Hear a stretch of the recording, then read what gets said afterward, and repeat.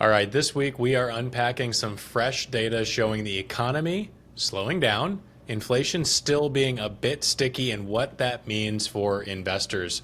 We'll talk about why gold is breaking records, why utilities are struggling even with lower rates, and how to position your portfolio as we move from a stagflationary season to a potentially brighter outlook going into next year. We'll also connect today's discussion with our monthly market update that we released last week, where we noticed that the stock market is running about 9% above its long-term trend as we measure it. And stick with us all the way to the end, where we will share why falling interest rates could mean something good for bonds, mortgages, but unfortunately not your savings rate. Yeah, thanks for that intro, Cole, and welcome to the Wealth and Wisdom podcast, where intentional planning meets eternal perspective. It's September 8th, 2025, and we're so glad you took this time to join us. I'm Brian Cochran, joined by my colleague, Cole Leonida, and we're part of the John Moore Associates Financial Planner team, and we're here to serve successful and generous families. Each week, we'll unpack current economic events, market trends, and real-life planning, all through the lens of biblical wisdom and intentional stewardship to help you grow, give, and live with purpose. So with that, Cole, will you take us a little further into that macroeconomic picture? Like you said, maybe things are slowing down now, but brighter times ahead, speeding up as we go through the end of this year. Yeah, so we mentioned last week or the week before that we got an upward revision to GDP, which measures economic growth, but that revision was for second quarter. So that's already passed, and we saw a pretty solid second quarter. Stocks did well in that quarter as well. Q3, where we are right now, we're in the last month of Q3, we're seeing signs that the economy is slowing a little bit.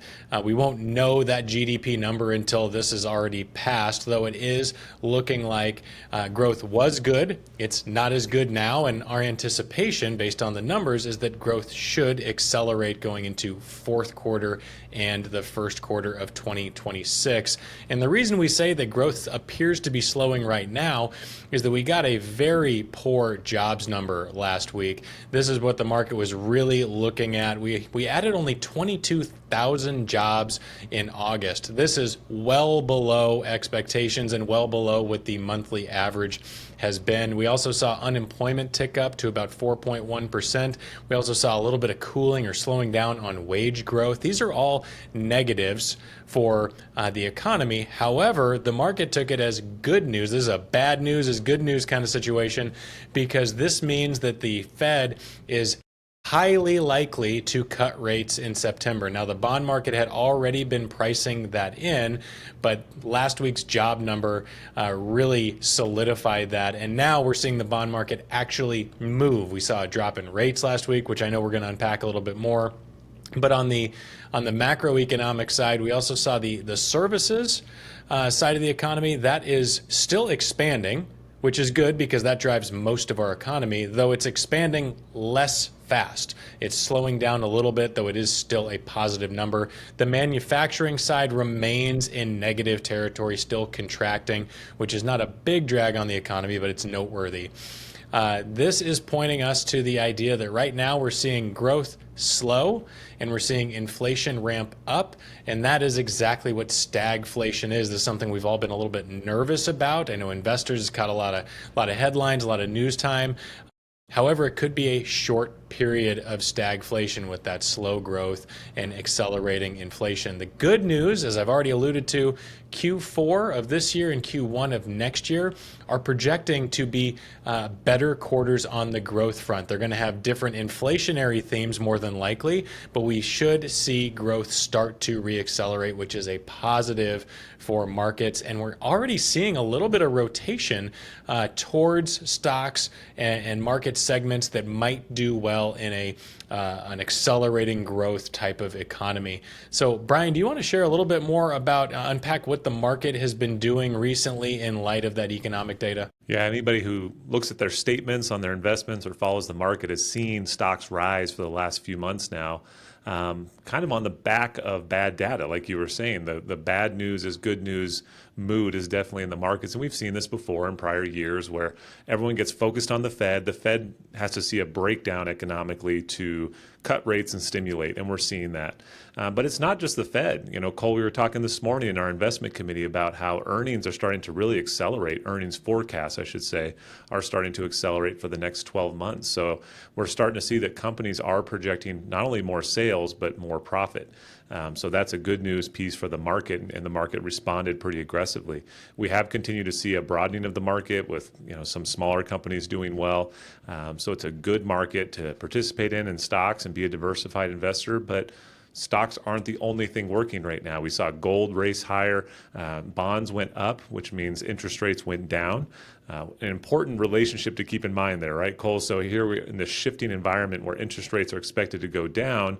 That's not a good thing when you have new money to save in bonds. But if you're an existing investor in bonds, if you've somehow held on to bonds the last 3-4 years when they've been punished with higher rates, you might now see those prices appreciating in your bond portfolio. So good news there. And as you mentioned, there's some sectors that really stand out. There were a couple big tech names that raced higher last week, a couple that we happen to own for clients that we were happy to see go higher. Some of that was just good news on sales and earnings front. Some of it was some relief on companies like Google, getting a little bit of relief from the regulatory front. So we saw some double-digit moves in some of those big tech names. And as a result, the market ended the week about 9% above its long-term trend. So as we like to say, that's not a bubble, but that's a market that's definitely pricing in better times ahead and is a bit of an enthusiastic, not quite euphoric market that we've seen the last couple months. So not a bad time to maybe harvest some profit for some folks, to just pay attention to the balance of your portfolio as some of these sectors have really run higher. But also in our investment committee, we're taking this time to look at maybe some more growth-oriented names that we may have ignored in the past because they're too small or too volatile. But right now, the market seems to be tilting more and more that direction. Yeah, and one thing I would add to that, Brian, is we've had a position in a gold mining company over the last, 6 months or so that has really benefited from what historically is a good stagflationary hedge in gold, and we've seen that ramp up. And it's funny because that passed one of our screens and it came on our radar before this big run up in precious metals. So that's been a good place to be, though that could change as the macroeconomic outlook adjusts. And this also makes me think, Brian, of Ecclesiastes chapter 3, verse 1. For everything there is a season and a time for every matter under heaven. While I don't know that God really cares about the day-to-day price fluctuation on a particular stock or bond, I do think there is wisdom in that there is a season for everything. There's a season to own gold. There's a season to own big tech. There's a season for bonds. Brian, I know we've talked about this a couple times over the last few weeks. I just had a client conversation last week about, hey, what if we wanted to opt out of bonds? We proposed a portfolio to them. He said, I don't know if we want that 9% allocation to bonds. And we said, well, bonds could be set up for a good run. There's a season for everything. And as you're saying, if yields fall, which we've seen short end on kind of the 2-year treasury, we've seen the long end on the 10 and 20 years, all of those are starting to inch down. The bond market is placing its bets that yields are going to fall. So that's a takeaway that I had biblically, that there's a season for everything, and you can't put all your eggs in one basket. Absolutely. And if you're rear view mirror investing, which is what a lot of people do, they're looking back at the last few years. You certainly wouldn't own bonds based on the last few years. But if we're looking through the windshield at what may be ahead, yeah, like you said, maybe bonds have a stronger place in your portfolio, or our expectations for them could be higher for the next 3 years versus the last 3. And honestly, we're kind of overdue for a high single digit, maybe even low double digit return for high quality bonds. We haven't seen that in a while, but it's not uncommon to see that kind of rotation.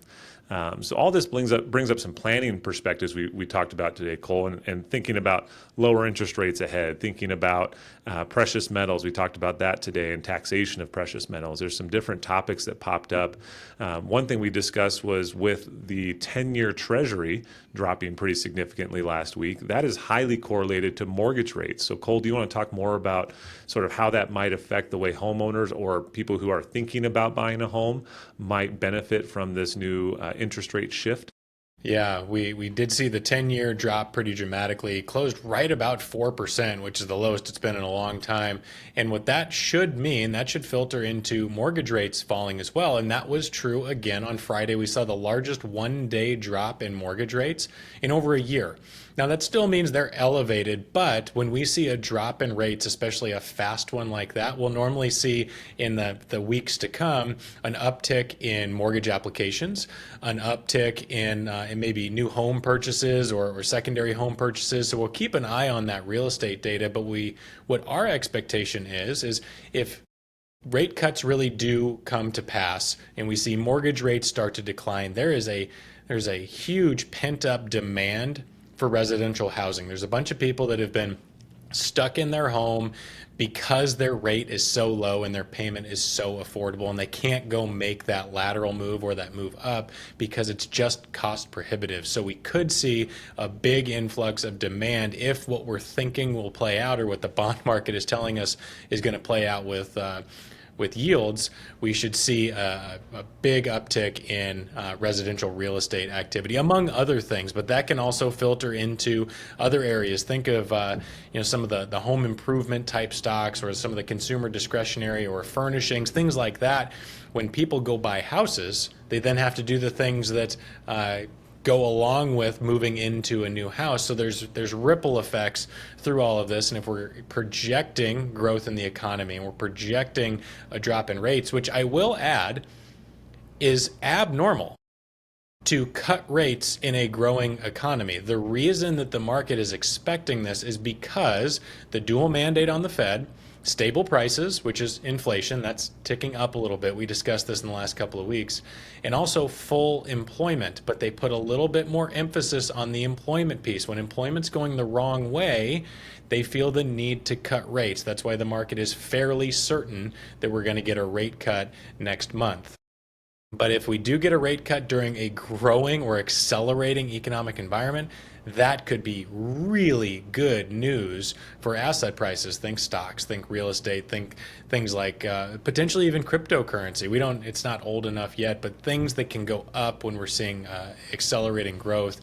It could be a really good season for people that own assets. Yeah, and that's not new, right? The folks who own assets have benefited from the rate cuts since the 2008 financial crisis. We've seen big asset price increases. What I love what you said about the mortgages, that drop in the mortgage rate helps with home affordability, but also we've seen key markets like your own, that Phoenix metro area, drop in price. So you get lower prices and lower rates intersecting.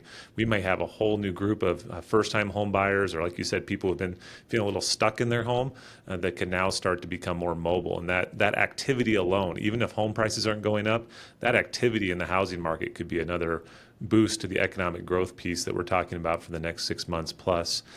So we try not to be prophets here, but a lot of the signs point to that growing economy. I would note too, though, we haven't had a serious market correction in a little while now. So, this could be a period where things are still positive, but don't forget, you're still going to get those 5 to 10% market corrections periodically. So for those with risk assets, just being aware that this market's not going to go straight up forever. And we will see some hiccups here. We will see a pause somewhere along the line. So making sure you still have the ability to rebalance into the market would be wise at this point. Having some cash is not the worst thing in the world.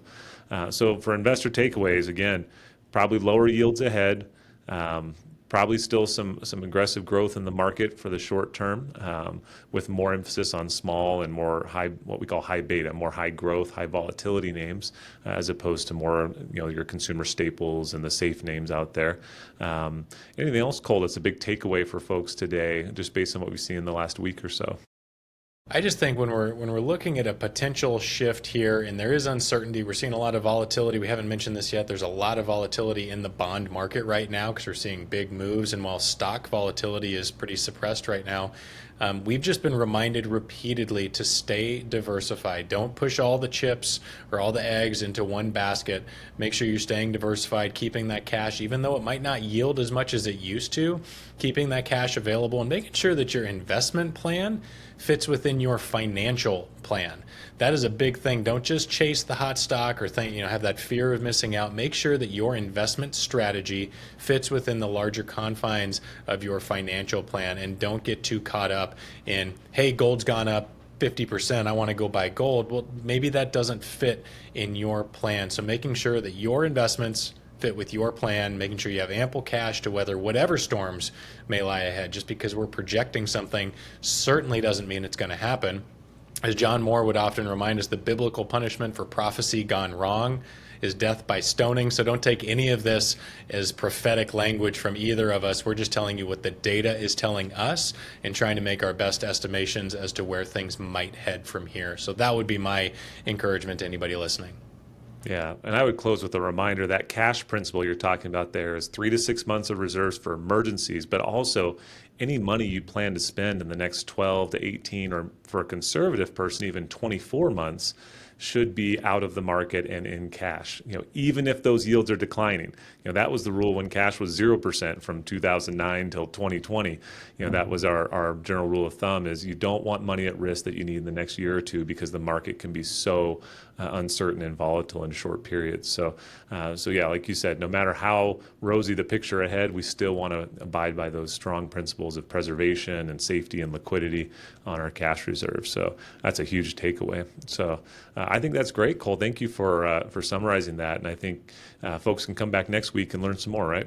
Yeah, absolutely. So we'll close out there. Thank you all so much for joining us on the Wealth and Wisdom podcast, where intentional planning meets eternal perspective. If you found today's conversation helpful, please like the video, subscribe to the channel, sign up for notifications, and make sure you share it with someone who might benefit from this. For more resources and timely insights, visit the Insights page at johnmoore.com, where we regularly share articles, videos, and tools to help you steward wisely. We look forward to seeing you all here back on the channel next week.